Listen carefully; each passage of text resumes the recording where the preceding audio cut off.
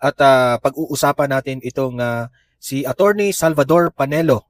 In-interview po siya sa SMNI at nagsalita na po siya patungkol po kay Angel Locsin.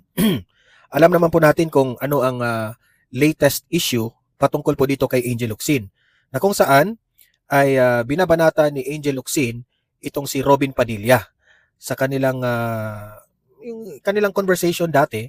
Nabanggit pa nga ni Angel Locsin na yung ex mo dati binibisita ka sa bundok, which is marami pong mga taong bayan na pumalag doon kasi nga may asawa na nga si Robin Padilla, which is si Mariel, di ba? Kung kaibigan ka ni Robin Padilla, Angel Locsin, wala kang karapatan na bastusin mo si Robin Padilla. Alam mo may asawa na yan si Robin, tapos ganyan ka magsalita, no? Si Angel Locsin kasi, parang sarili lang niya ang kanyang tinitingnan. No? Kung may, kung may galit ka man kay Robin Padilla, no? Dahil yan naman ang reklamo mo, hindi ka ipinagtanggol ni Robin Padilla nung panahon na ikaw ay nire-red tag raw. Yan man ang ano mo, di ba? Reklamo mo. Sabi ko nga, si Robin Padilla ay naging senador yan, binoto yan ng majority of the Filipino people kasi may nakikita sila na ni Robin na kabutihan at very passionate po sa bansang Pilipinas, no? Hindi naman corrupt si Robin. Magkalkal kayo ng any issue na nangungurap si Robin, wala, no? Marami ring mga nagsasabi ng mga dilawan na si Robin Padilla ay wala raw alam, bobo raw si Robin, no? Artista lang si Robin. Nung panahon na binatiko si Robin, nung panahon na binabash si Robin Padilla, nasaan ka rin, Angel Locsin? Ipinagtanggol mo ba si Robin Padilla? Kasi nagrereklamo ka na nasaan ka, Robin Padilla, nung ako ay ni-red tag. Minsan, humingi ka ba ng tulong ni Robin Padilla?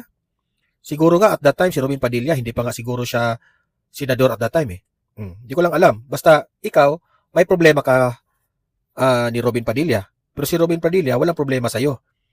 Kasi sa tingin ko naman, kilala naman natin yan si Robin Padilla, very gentleman yan. Marami ng artista na nagsasabi niya na very gentleman yan si Robin Padilla. Hindi ka pinapatulan ni Robin Padilla. Inaway mo si Robin Padilla at hindi ka naman pinatulan, hindi ka naman pinansin. It's just that, in-unfollow ka ni Mariel. Deserve mong i-unfollow ka, di ba? Ngayon, ay pakikinggan po natin ang opinion ni Attorney Salvador Panelo patungkol po dito sa ginawa ni Angel Locsin, okay? Bago ang lahat, bago natin itatalakay, paki-like, paki-share mo na itong ating vlog ngayong gabi para kakalat ito sa taong bayan. At sa mga hindi pa nakasubscribe sa aking channel, mag-subscribe na po kayo kasi libre lang po ang mag-subscribe sa YouTube, ha? Walang bayad yan. At kapag kayo ay nakasubscribe na, ma-notify ang inyong mga cellphone. Kung meron tayong breaking news, yung no all, i-click nyo yung notify all para updated kayo lagi dito. Okay? Without further ado, eto na po. Unahin muna natin itong si Panelo. Nagsalita na nga patungkol dito kay Angel Locsin. Ito, panoorin natin. Sa iba nga issue po, meron po akong gustong hingin sa inyo ng komento kasi nga kahapon din nag-viral din itong post ng artista nga si Angel Locsin regarding nga dun sa pahayag ni Senator Judge Robin Padilla na siya ay naging isang komunista. Kaya sinita ni Angel Locsin si Senator Robin Padilla sa isang social media post matapos itong sabihin na isa siyang komunista. Ayon sa aktres, natuwa siyang naging tapat si Padilla sa kanyang panindigan. Pero kinwestiyon niya ito kung bakit hindi ito nagsalita nung umano'y nire-red tag siya. Tinanong din ng aktres kung bakit tila mas ipinagtatanggol pa umano ng senador itong si Pastor Apollo C. Quiboloy na at kinwestiyon ang posisyon nito kaugnay sa China at binigyan din niya na ang pananagutan ng mga opisyal ay dapat para sa sambayan ng Pilipino. Sa kanyang pahayag, nilinaw naman ni Padilla na ang tinutukoy niyang komunismo itong konsepto ng pagkakapatiran, malasakit sa kapwa at pantay na pamamahagi ng yaman at hindi yung armadong pakikibaka. Iginit din niyang hindi salungat ang kanyang paniniwala sa kanyang pananampalatayang Muslim, pagiging reservist ng Philippine Army at suporta sa kapayapaan ng bansa. Ano pong inyong what's your take on this po, Attorney Sal? Unang-una, yung sinasabi ni Senator Robin na komunista siya, ay hindi masama yun. Hindi yata naiintindihan nitong artista kung ano talaga ang ibig sabihin ng komunista. Number one, isang political at social ideology ito kung saan ang konsepto nito, lahat ng mga kayamanan ng bansa, dapat ang nagmamayari ang pangkalahatan. Yun ang concept noon. Madalit sabi, socialist, maganda, pantay-pantay ang lahat. Yung komunismo ay isang concept na ideal. Pero mukhang sa tingin ko, hindi nyo makakamit yun. Kasi ideal nga eh. Parang the impossible dream. Kaya lang, yung mga sumusunod nito ay pinipilit mo lang na sana mangyari sapagkat makakabuti sa sangkatauhan. Hindi mo masama ang maging komunista. Kasi nga, kung alam niyo ang meaning ng komunista, hindi niyo ba alam na si Jesucristo ang unang socialist na tinatawag kasi gusto niya pantay-pantay ang pagtrato sa lahat. Yun din ang concept ng communism or socialism. O bibigyan kayo ng halimbawa bakit hindi masama. Hindi ba dati, yung maging miyembro ka lang ng partido komunista, Communist Party of the Philippines, isang krimen na. Tinanggal na ho yan. Tinanggal na yan sa ating statute, sa ating mga batas. Hindi na ho ngayon isang krimen ang maging miyembro ng Communist Party of the Philippines. Ano ho ba ang paglabag o krimen? Pag ang iyong pagkakakomunista upang makamit mo yung dream mo na magkaroon ng pantay-pantay ay ipadaan mo sa armadong revolusyon. Ibabagsak mo ang pangkasunungan ng gobyerno. Yan ho ang krimen. Yan ang hindi maganda. Pero kung i-advocate mo lang na gusto mong ganito ang mangyari sa ating bansa na pantay-pantay, ang may hawak ng kayamanan ng bayan, na kailangan yung ibibigay ng serbisyo ng pamahalaan ay naaayon sa pangangailangan ng bawat isa. At ang pagbibigay mo naman ng reward ay naaayon naman sa kanyang galing. Hindi mo masama yun. Wala, hindi mo krimen yun. Saka ang context ni Robin, Senator Robin, sa kanyang pagsasabi noon, ay yung nangyari kay Romanov. Hindi ba si Romanov? Tsar ng Russia. Kung baga, royalty. Sila lamang ang mayayaman. Sila lang ang nagpapakasasa sa kayamanan na pag-aari ng buong bansa. Itong mga rebelde, ito yung mga komunista. Yun ang context noon. Kung baga, ayaw ni Senator Robin at ibinibigay niya sarili niya doon sa grupong ito na pinabagsak ang isang tyrannical na Tsar na siya lamang ang nagpapakasasa sa yaman ng kanilang bansa at pinapahirapan yung mga ordinaryong manggagawa. O yun ang context noon. Kaya siya sinasabi niya, ako komunista. Maliban pa sa maganda ang konsepto. Hindi ako kasama dun sa ginawang krimen dito. Kasi ngayon dito sa ating bansa, ang krimen na tinatawag, pag ikay komunista, kung gawin mong armado ang iyong filosofiya. Kaya yung NPA, in-out mo yun. Kaya bawal talaga.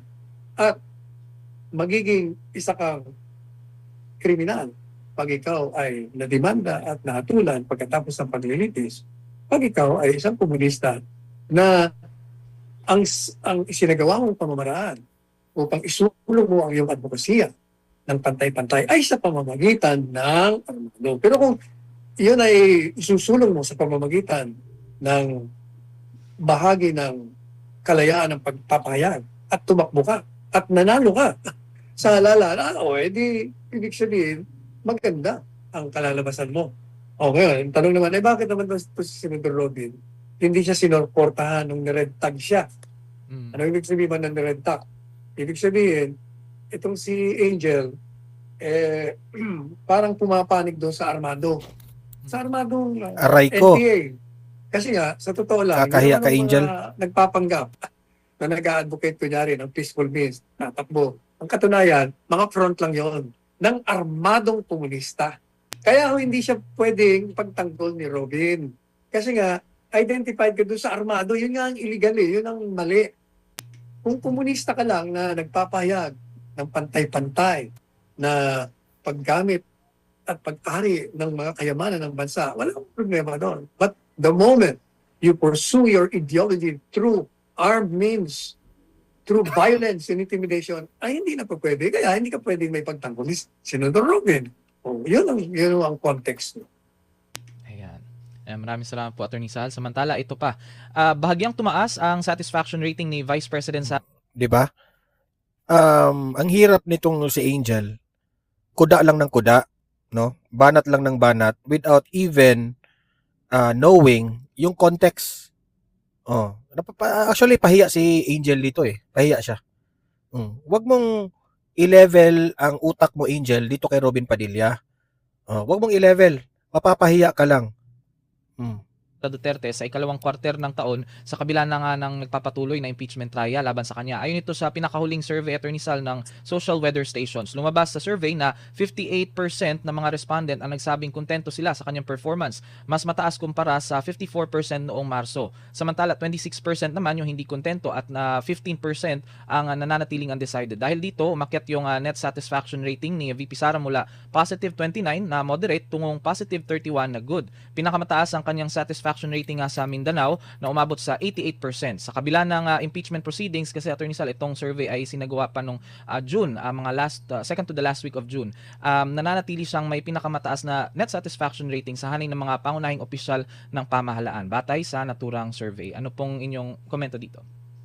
Natural lang ho natataas ang kanyang rating. Kasi nga, ang tingin sa kanya ng taong bayan, mahusay ang kanyang pamamalakad bilang Secretary of Education. Mahusay ang kanyang pamamalakad bilang Vice Presidente ng bansa. Pero siya po ay tinutugis ngayon, sinisiran at gustong tanggalin. Kaya ang simpatiya ng taong bayan ay napupunta sa kanya. Pumunta kayo kahit saan. Talagang ang tao galit. Nandun ang puot sa ginagawang pang-aapi sa kanya. Kaya tataas ng tataas pa yan at bagsak naman ng bagsak ang administrasyon. Kaya nakita nyo, anong rating? Minus 27. Tapos naging minus 15. Minus pa rin. Zero pa rin. Negative zero nga eh. First time yan na nangyari sa kasaysayan ng Pilipinas, ha? Isang presidente ng Pilipinas, negative ang trust rating. Hindi ba kayo mahiya dyan?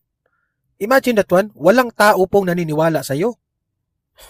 Grabe. Siguro ang naniniwala na lang sa kanila, yung mga vlogger na lang. At yung si Liza Marcos. Kaya maliwanag na ang taong bayan ay sinusuportahan si BP Sara Zimmerman Duterte. Correct. Ayan. So nagbabasa na lang sila ng mga nagko-comment diyan sa programa nila. So let's move on to Senator Alan Peter Cayetano, kung saan binabanata na naman niya itong si Lacson at pati itong administrasyon ni BBM. Okay? Ito yung update, ha, kasi kahapon meron siyang inilabas na video. Ngayon naman pangalawa ito. Pakinggan natin.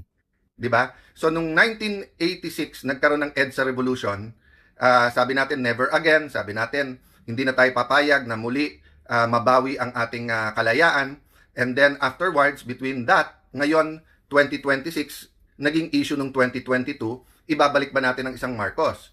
Pero sabi Team Unity, Marcos Duterte, galing tayo sa pandemic, nakatikim tayo ng mga 10 taon na economic growth from the time of President Pinoy and President Duterte, who I very much respect both of them.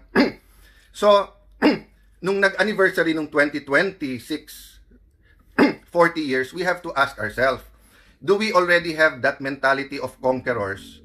Or ang mentality pa ba natin ay slaves, di ba? So, saan slave? Siguro sa corruption at poverty, di ba? Kung makikita mo, ano ba sistema ng gobyerno ngayon?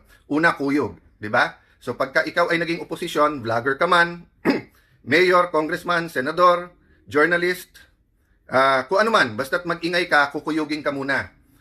Whether it's through trolls or whether it's through the NBI, whether it's through the departments that are relevant, medyo kukuyugin ka muna. Oo.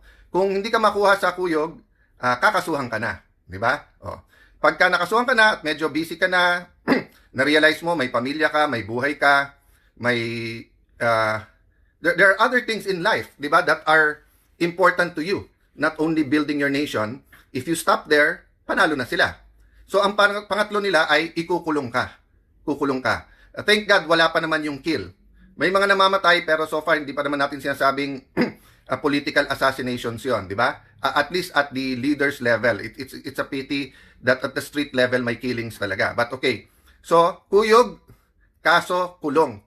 So doon na sa nagsasabing hindi sila nag-i-intimidate, don't I mean, if you assume Kung sa isip nyo, you keep getting away with it and you think that the Filipino people are stupid, that's your opinion. But matalino po ang Pilipino kahit saan mo ilagay, kahit saan bansa, tinitingala. That's why nga sabay-sabay tayo nag-object doon sa depiction, 'di ba? Whether it's anime, cartoons, editorial cartoon, whether it's state media o kahit sino. And baliktad din, 'di ba po? One time may ganun sa isang TV series sa London, yung mali ang depiction sa ating mga nanis. Nagalit din tayo. So there's no room for hate, there's no room for yung i-compare tayo whether sa Maching, sa Unggoy, etc. Whether it's China or any other country in the world. And we also shouldn't do that. Thank you, Blas Jimenez, for saying be strong. God willing po. Yes, Bog Isidro, makakalaya ba si Sen. Marcoleta? I have faith po. I have faith po na yung mga kinukulong nila na political prisoners, no? I consider Senator Jinggoy, Senator Marcoleta, former Congressman Mike Defensor, they are political prisoners. Kinulong sila dahil hindi sa kaso, kung hindi sa konsensya nila. Weaponize ang DOJ, ang Office of the Ombudsman, not for justice, pero dun sa political ends. We can talk more about that after the SONA, no? Para mas maganda yung discussion. But ang point ko po, tignan nyo po yung KKK, di ba? Kuyog, kaso, kulong. Ano naman yung KKK natin? Unang-una po, katotohanan. We have to fight for the truth. Whether it's in the impeachment, whether it's in the flood control, whether yung mga kinakasuhan, whether it's our dealings, no, in the South China Sea or all over, overall relationship with China, whether it's our relationship with the US, the basis should be truth, katotohanan. Pangalawa po, konstitusyon. Wala pong society ang unlad na walang rules. At dapat po fair at may justice po yung rules na yan. Ang ating pong rules ay yung konstitusyon. Pero ang rule po ngayon ay bend the law. Bend the law. Pati hindi na po bend the law, bend the constitution. Kung ano na lang ang gusto nilang interpretasyon sa batas. At dahil parang ngayon, frat war sa college, wala nang tama't mali. Ang question na lang, sino magkakampit, hindi. Yan. Nagkakaproblema yung buong bansa. When we bend the law, especially when we bend the constitutions, we weaken our institutions. So ano po yung pangatlong K? Corruption. Corruption. When you bend the law, it promotes corruption. So sabi po, unang sinabi ng New Majority, huwag kayong mag-alala, hindi na si Senator Lacson ang magiging blue ribbon. So parang nilang inamin na talagang siya, what do you call this, bias doon at ayaw na sa kanya at saka medyo aminin man nila hindi, kung ano na script ng Malacanang, yun na sinusunod ni Senator Lacson at ni Senator Soto noon. Ang problema, ang nilagay, bata din ni Senator, wag ko daw gamitin yung tuta. So bata din ni Senator Lacson ang nilagay nila dun sa Blue Ribbon Committee. O, nung lumabas na sinabi nung 18 Marines na mukhang may maleta din, mag-i-inhibit naman daw siya at gagawa naman daw siya ng subcommittee. Okay. Nung nag-settle down na, nakuha na nila yung majority, sa kanila na po yung Senate presidency at majority, biglang ang statement po ni Senator Erwin Elegant Tulfo, elegante magsalita, di ba? So sabi niya, bakit ba paikot-ikot na lang tayo dyan? Dyan na lang ba iikot ang buhay natin? So makikita nyo po, dina-downplay na. So suddenly, it's not the biggest scam in terms of both yung pera, magnitude, at kung sino mga kasali dito. Di ba? Suddenly, hindi na kasi bakit naman dyan iikot ang mundo natin? Ibig sabihin, move on, pabayaan nyo na. Okay. So, nung nag-start na at medyo happy na sila na impeachment mode na tayo, mukhang hindi natutuwa sa pagtatanong ko, pagtatanong ni Senator Amy, lalo sa pagtatanong ni Senator Pia, at saka yung strict adherence namin sa law. Note ha, paulit-ulit. Sabi ni Senator Tito Soto, no, paraphrase, but basically sinasabi niya, anong rules? Ayaw nung Pinoy na technicality. Gustong gawin entertainment yung impeachment rather than trial. Gulat na gulat ako, pinangalawahan to. 'Di ba nung last session namin, last trial date. Yan kasi ang mga hindi abogado, ginawang entertainment. Mag-itbulaga na lang siya doon sa Senado. Ay nako. Parang basically inulit in a lawyerly way ni Senator Pangilinan. Lawyer siya eh. 'Di ba? Alam naman niya that there is procedural due process. So sabi nga po sa akin ng isang pulis, sir, pinarating sa akin, sir, buhay namin, araw-araw tinataya namin. Nandun sa kalye, huhulihin namin. Ilan beses kami pababalik-balikin sa korte. Ilan buwan yon, umaabot ng taon. Tapos biglang makakawala, tatawanan kami on a technicality. Tapos manunod kami ng impeachment, sasabihin, impeachment to, wag tayong technical, vice president. So ano pa kaya yung ordinary pickpocket? Ano pa kaya yung ordinary na mga salisigang, yung mga nambubudol? Paano pa yung mga nambabastos sa ating mga kababayan sa kalye? Technicality, hindi importante. Bakit sa korte importante ang technicality? Guys, gusto din namin matapos ng impeachment, but it is a trial. It is a court. So we have to act that way. Kaya gulat na gulat ako that a lawyer will speak that way. Having said that, balik tayo kay Erwin Tulfo. So sabi niya, ngayon, relax lang, relax. O, kayo po sumagot. Relax daw, dadating tayo dyan. So ibig sabihin, hintayin natin timing nila sa flood control. At marami na naman daw nakakasuhan. Okay, remember, I'm the only one, at least I remember, at that level, Senator Patas, na nagsabi, siguro sa laki ng problema na to, sa magnitude ng corruption na to, at sa dami ng kasali dito, baka maganda yung buong generation natin ng politiko mag-resign at isang eleksyon bawal tayong tumakbo lahat. Tahimik si former Senate President Trilon, tahimik. Former Senate President Coco Pimentel, tahimik. Si former Senator Dick Gordon, tahimik. Lahat sila tahimik. Yung wag muna tayong tumakbo. O nung naging Senate President ako, talking head sila bigla. Pare-pareho ang tahol. Kung ano sabihin ng Malacanang, pag sinabi ng Malacanang tahol, tahol naman ng tahol, di ba? So, makikita nyo, ganito din po pagdating sa flood control. Sabi po ni Senator Erwin, ano na ba ebidensya? Sino na bang witnesses? Sobra naman ikaw, Senator. Alam mo, pumunta ka sa radio o TV booth mo, papilain mo ang taong bayan, baka isa-isa kang kung ano sabihin sa'yo sa mukha mo. First and foremost, sinabi ng ombudsman, pwedeng gamitin yung sa 18 Marines, di ba? O, tapos iniisa-isa pa. Napakinggan nyo pa kahit once. Hindi, dinidismiss nyo na. O, pangalawa, yung sinasabi po na Bersamin files. O, hindi naman nag-testify na eh. Pati yung key witness na ginagamit ng gobyerno ngayon, nung sinabing umabot hanggang sa presidente, ang sagot, si Senator Lacson na, hindi na yung witness ang sumagot. Okay, sinabi natin po sa mga ahensya ng gobyerno, pati DPWH, mag-submit sa atin. Ano ba talaga ghost? Ano po ang mali lang ang pagkagawa? Alin ang substandard? Hanggang ngayon, sinabit ba sa atin? O yung ICI ba, yung NBI, yung DPWH, lahat sila nag-imbestiga, sinabit ba sa atin? Mag-iisang taon na. So pagkakakampi, may pagkakataon na ayusin muna para hindi magmukhang ghost. Ganun ba? O yun ang lumalabas sa internet, sa lahat ng discussion. Kung yan ay 1, 2, 3 buwan, pinagtatanggol ko pa kayong lahat eh. Ang problema hindi na eh. Mag-iisang taon na. Inventory lang. Maglabas lang kayo. Ano ang budget ng 2023, 24, 25? Saan napunta yan? Nagawa ba? Hindi. So, pagdating po sa witnesses, marami po.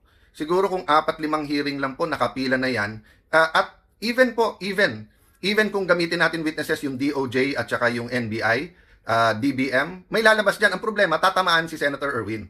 Diba? Kaya nga kinakanti-kanti, medyo pinopoke bear ni Senator Lacson nung umpisa yan sa isang kontraktor. And then, syempre, sa party list nila. So, napakarami yan. I won't go into details now. But, I want you to think about this weekend. Anong KKK ang gusto nyo? Kuyog, kaso kulong, or katotohanan, konstitusyon, at paglaban sa korupsyon? We have 2 choices. Pray, be active, discuss, kumilos po tayo. Parating na po talaga yung panahon na basta't kaaway nila, ikukulong nila, mga kababayan. Yan na po talaga ang pattern. Kuyog, kaso, kulong. Yung kaso po na yan, targeted na po yan, weaponized na yan. Kahit ano sabihin mo, di kahon na yan. So, ganyan din po sa impeachment. Sabi nila, 2/3, 16.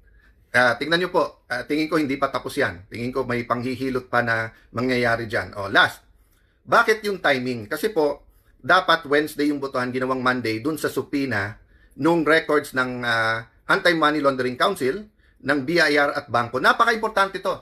Sa impeachment po, both ni President Erap at sa impeachment ni Chief Justice Corona, the bank records, documents like this played a crucial role. Ang problema, pinag-uusapan pa namin whether it's a fishing expedition or kung it passes the test ng pagiging definite, no? Kung ano po yung particulars na hinihingi. So sabi nila, hindi, basta katotohanan, ilabas na. Di ba ang daming tumaas ng kilay nung sinabi ni Senator Erwin na yung 400 million sa SALN niya, more or less, yun yung narinig kong amount. Ang sabi daw is yung amount na yan, kinita niya nung media. Nagsalita si Jason na napakatagal niya sa media and he was on prime time. Wala pa siyang kilala ni isang media na ganun kalaki kinita. So pwede na ba natin patawag ang BIR at tignan lahat ng tax ni Senator Erwin? Pwede na ba natin patawag ang AMLA at mga bangko? Ganon din kay Senator Lacson, di ba? Ano yung actual? I didn't really pay that much attention pero parang dumoble yung kanyang salin tapos sinabi niya sa negosyo. So, we're giving him a chance to explain. Nag-explain siya kahit walang nagtatanong. Pero ang tanong ko, ngayon ba pinapakuha natin yung AMLAC, yung pinapakuha ba natin yung BIR records niya, yung bank records, or pinapapaliwanag muna natin? Yan ang isang pinag-uusapan ngayon eh. Kaya tayo dinidistract, di ba? So, unang nagdi-distract, NBI, sausaw ka agad yung DOJ, etong ombudsman, pinipilit kong respeto, pero sausaw na din na naman. And then, afterwards, ang Malacanang, kung ano nang sinasabi, hindi kasali dyan yung kakampi nila, kasali yung kakampi. Hindi daw kasali, pero sabi ng ombudsman, bubuksan ulit. So, just do your job and I will honor you kung tama, di ba? Pero kaya sumausaw kagad yan si Erwin. Inutusan din ni Senator Lacson. Bantayan nyo sa impeachment. Yung pag nagtitingin na, ikaw naman, salita ka, di ba? So, happy weekend, just like me. Itanong natin, who let the dogs out?